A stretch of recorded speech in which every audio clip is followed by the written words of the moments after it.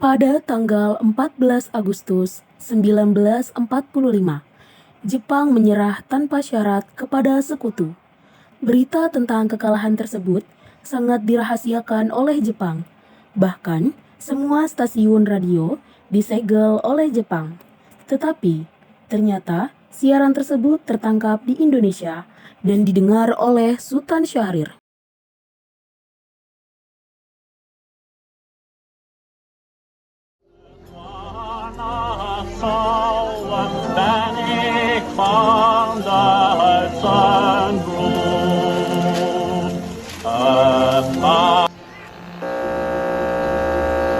Of Japan and the Japanese government and the Japanese Imperial General Headquarters to sign the instrument of surrender at the places indicated.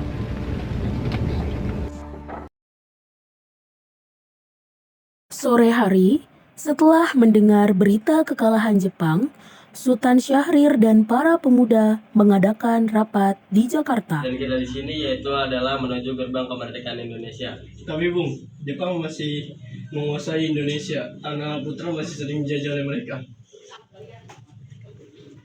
Assalamualaikum. Waalaikumsalam. Saudara-saudara, saya dapat kabar yang menggembirakan untuk kita bahwa Jepang telah menyerah kepada sekutu dan terdapat kekosongan kekuasaan di Indonesia. Lalu apa yang kita harus lakukan untuk mengisi kekosongan kekuasaan ini? Bagaimana kalau kita menyuruh Bung Hatta dan Bung Karno untuk mengproklamasikan lebih cepat? Ya, saya setuju dengan itu. Kita harus memproklamasikan kemerdekaan Indonesia. Kalau begitu, mari kita pergi ke rumah Bung Karno untuk membicarakan hal ini. Apakah kalian semua setuju? Setuju! Rapat pun diakhiri. Keesokan harinya, pada tanggal 15 Agustus 1945, Hairul Saleh, Sultan Syahrir, Wikana, dan Darwis tiba di kediaman Soekarno dengan maksud menyampaikan hasil keputusan rapat. Assalamualaikum. Waalaikumsalam. Permisi Bu, apakah ada Bung Karno di dalam? Saya ingin bicara penting dengannya. Oh Bapak di dalam, silakan masuk.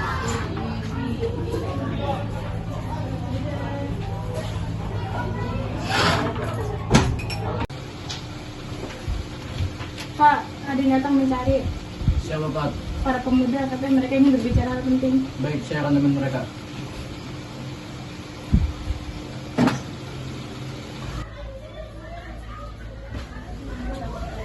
Silakan duduk.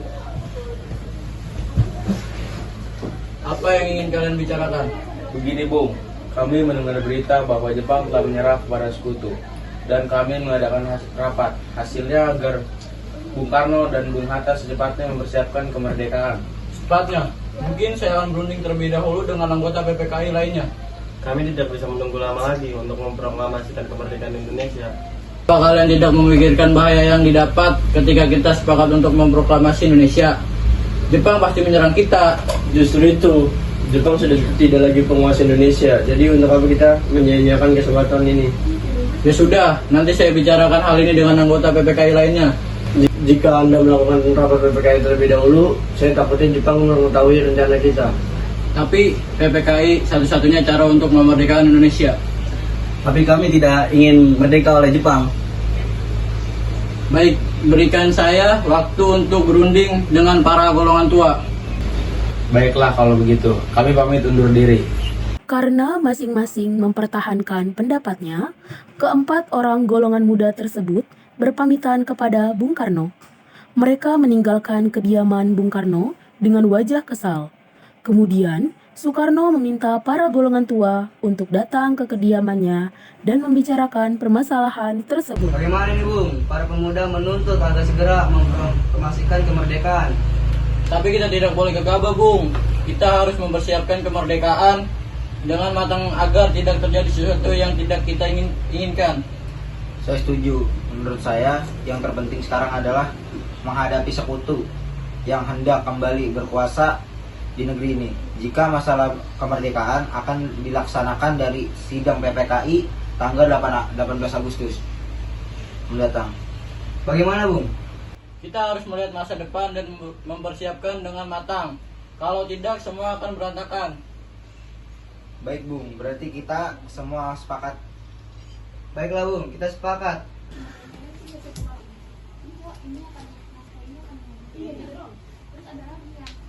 Meski berat hati dengan keputusan Soekarno, para pemuda yang telah meninggalkan kediaman Soekarno tetap tidak putus asa.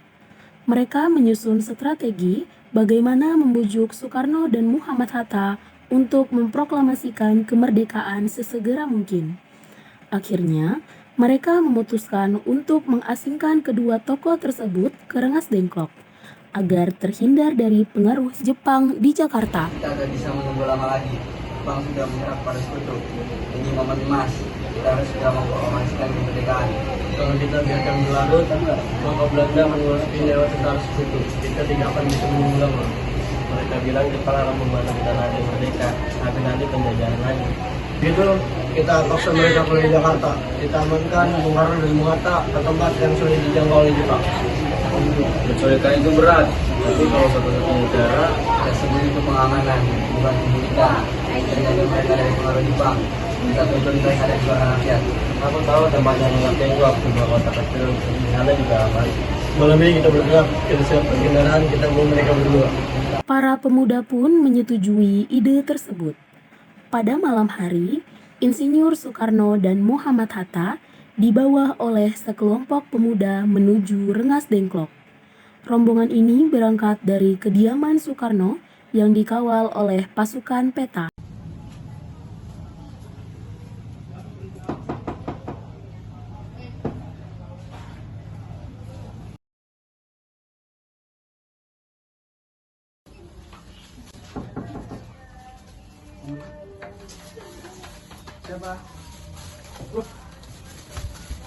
Rombongan Insinyur Soekarno dan Muhammad Hatta tiba di Rengas Dengklok dengan selamat pada waktu subuh, tanggal 16 Agustus 1945. Soekarno-Hatta berada seharian penuh di sana.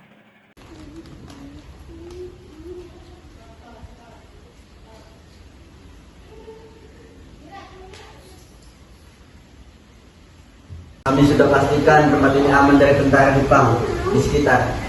Kami siap berjaga penuh, tinggal Bung kembali ke Jakarta. Pada pukul 5:30 sore, rombongan dari Jakarta yang dikenal oleh peta tiba di Rengas Dengklok untuk menjemput Soekarno dan Muhammad Hatta. Kami sudah berbicara dengan Laksamana Wangga. Rumah ini bisa digunakan untuk menyusun teks proklamasi. Tidak akan ada intervensi Jepang. Saya akan kembali ke Jakarta, saya akan menuliskan sejarah.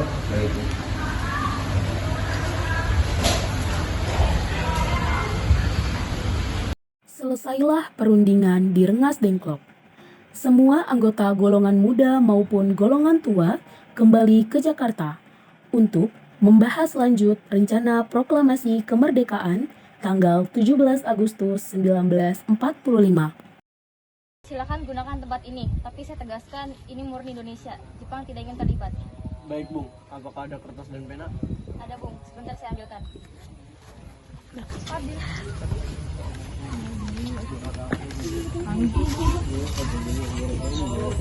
Kami bangsa Indonesia dengan ini menyatakan kemerdekaannya.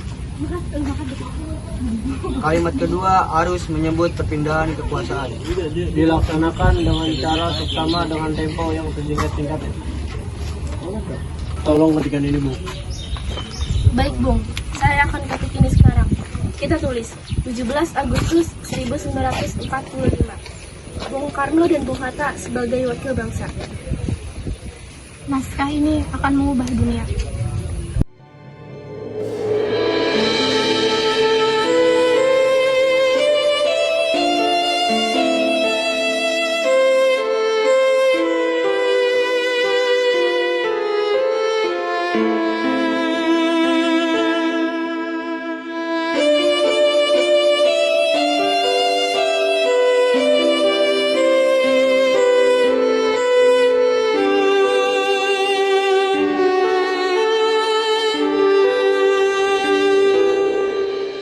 Soekarno kembali ke rumah dan bertemu Fatmawati.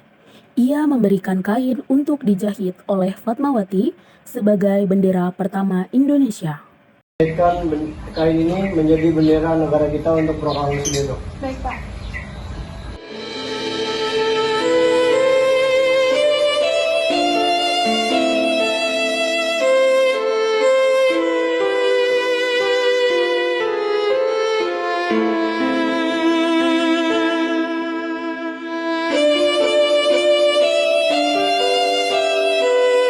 Ini kain yang saya jahit semalam tidak sempurna, tapi ini merah putih pertama kita.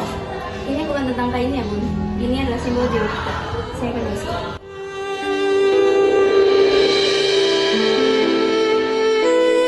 Proklamasi. Kami, bangsa Indonesia, dengan ini menyatakan kemerdekaan Indonesia.